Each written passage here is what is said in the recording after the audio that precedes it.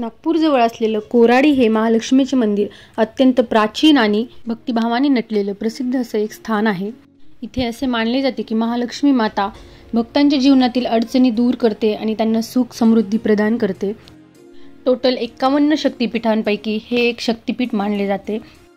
तर इथे म्हटले जाते की महालक्ष्मीचे रूप दिवसातून 3 वेळेस बदलले जातात।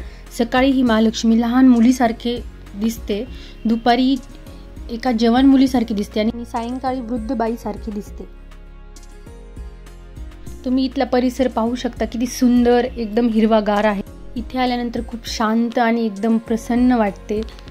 मंदिरामध्ये प्रवेश केल्यानंतर इथे काही शॉप होते, तर तिथे खूप छान फ्रेम होत्या, देवांचे फोटोज होते, मूर्त्या होत्या, तुम्ही बघू शकता। हा व्हिडिओ पाहत असणाऱ्या सर्व भक्तांच्या इच्छा मनोकामना पूर्ण होत हीच मी महालक्ष्मीच्या चरणी प्रार्थना करते। कोराडी हे एक जागृत देवस्थान आहे। इथे देवी स्वतःहून प्रकट झालेली आहे। तर चला, ही महालक्ष्मी इथे प्रकट कशी झाली त्याची मी तुम्हाला थोडक्यात कहाणी सांगते। तर कोराडी हे गाव पहिले जाकापूर या नावाने ओळखले जात होते आणि तिथे एक झोलन नावाचा राजा राहत होता। त्याला 7 मुले होती, पण त्याला मुलगी हवी होती, त्यामुळे त्याने हवन पूजा पाठ करून त्याला एक मुलगी झाली। त्यानंतर त्याने तिचे नाव जाखूमाई असे ठेवले आणि ती मुलगी खूप सुंदर रूपवान होती आणि त्या राजाला समजले की ही एक मुलगी नसून एक दैवी शक्ती आहे। त्यानंतर किराड राज्याचा एक राजा होता, त्याला या मुलीबद्दल समजले आणि त्यांनी त्याच्या मुलाचे लग्न जाखूमाई सोबत करण्याचा प्रस्ताव राजाकडे एका दूतामार्फत पाठवला।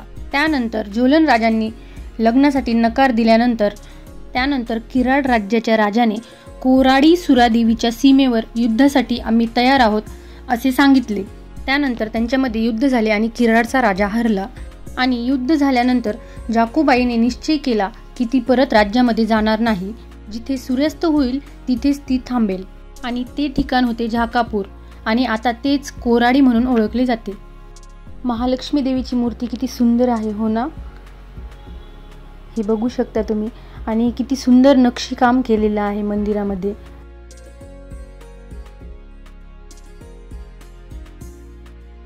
मला हे मंदिर खूपच आवडले।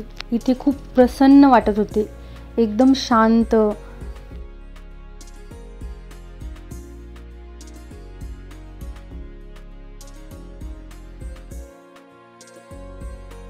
आमचे खूप छान दर्शन झाले। त्यानंतर तुम्ही बघू शकता इथला मंदिराचा परिसर किती छान मेंटेन केलेला आहे त्यांनी। इथे झाडे लावून पूर्ण परिसर हिरवागार केलेला आहे, त्यामुळे इथे खूप छान वाटते, एकदम निसर्गात आल्यासारखे वाटते। इथे पाहू शकता तुम्ही शिव मंदिर आहे। इथे लोक ध्यान करण्यासाठी बसलेले आहेत। ओम त्र्यंबकम यजामहे सुगंधिं पुष्टिवर्धनम उर्वारुक्मे वंदनात् मृत्युर्मोक्षीयमामृतात्।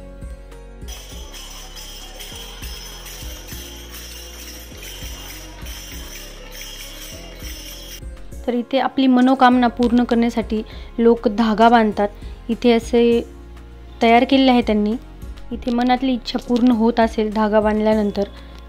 खूप सारे धागे बांधलेले आहेत इथे, बघू शकता तुम्ही हे शिल्प पाहू शकता। लाकडांचे हत्ती तयार केलेले आहेत, किती सुंदर बनवले आहेत त्यांनी हत्ती। हे कमळ रात्री खूप सुंदर दिसत असेल, कारण त्यामध्ये लाइटिंग लावलेल्या आहेत, त्या रात्री लावत असतील। आणि हा मंदिराचा पूर्ण परिसर तुम्ही पाहू शकता। आता इथे नवरात्रामुळे काम सुरू आहे, आता लवकरच नवरात्र जवळ येते।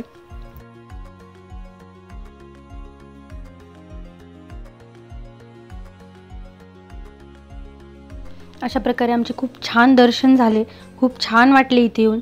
तुम्ही पण नक्की या मंदिरामध्ये या। नागपूरला आल्यानंतर 40 किलोमीटरच्या अंतरावरतीच आहे हे मंदिर नागपूरपासून। आणि इथे शॉपमध्ये खूप छान लाकडाच्या वस्तू बनवलेल्या होत्या, ते राजस्थानी कलाकृती होत्या, त्या तुम्हाला दाखवण्याचा प्रयत्न केलेला आहे। खूप सुंदर होतं, तर बघू शकता तुम्ही।